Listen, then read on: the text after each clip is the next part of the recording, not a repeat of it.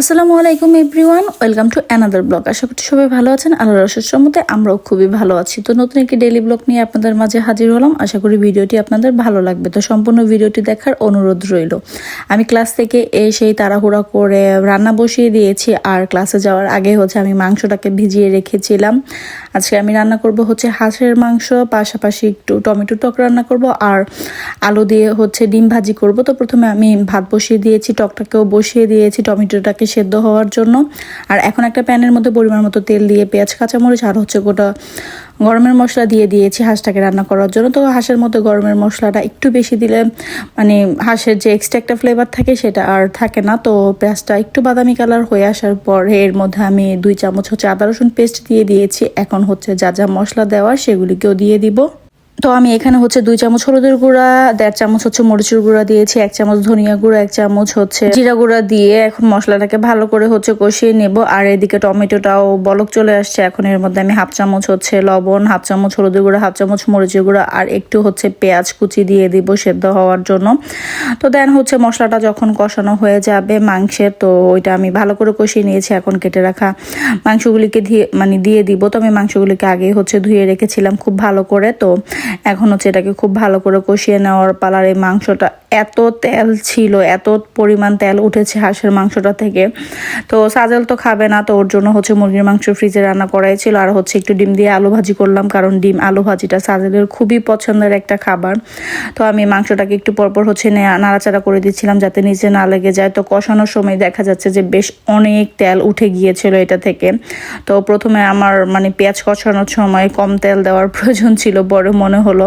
তো এদিকে টমেটোটা প্রায় সেদ্ধ হয়ে গিয়েছে। এর মধ্যে আমি একটু তেঁতুল দিয়ে দিয়েছি। এখন এটাকে আমি বাগার করে নিব পেঁয়াজ রসুন আর সরিষা দিয়ে। আর এর মধ্যে আমি 2টা শুকনো মরিচও কেটে দিয়ে দিব। তো আমার যে কোনো টকের মধ্যে সরিষা দিলেও ভালো লাগে, আর আমি সব সময় শুকনো মরিচটাই দিতে পছন্দ করি। তো এদিকে ভাতটা বলক চলে আসছে, ভাতটা ফুটেই গিয়েছে। এটাকে আমি এখন ঝরা দিয়ে নিব। তার এইদিকে মাংসটাও কষানো হচ্ছিল। তো ক্লাস থেকে এসে খুবই একটা তাড়াহুড়া থাকে।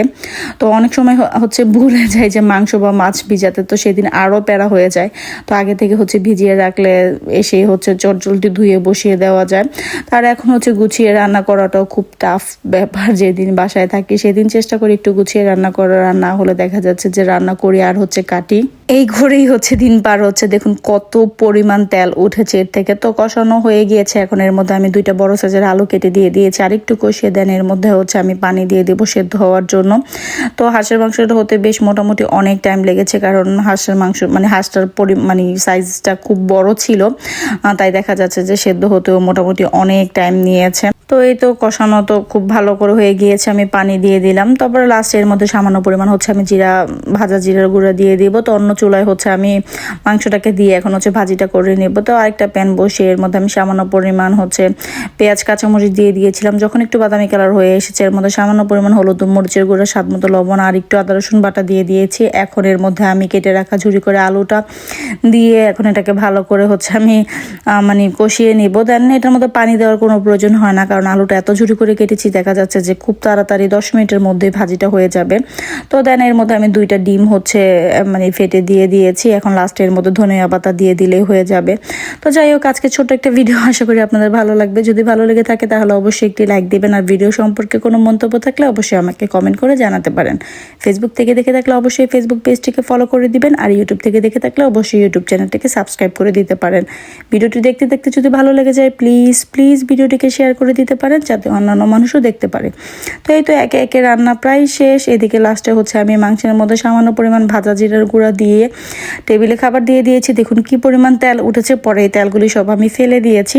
তো যাই হোক, আজকে এ পর্যন্তই। আল্লাহ হাফেজ।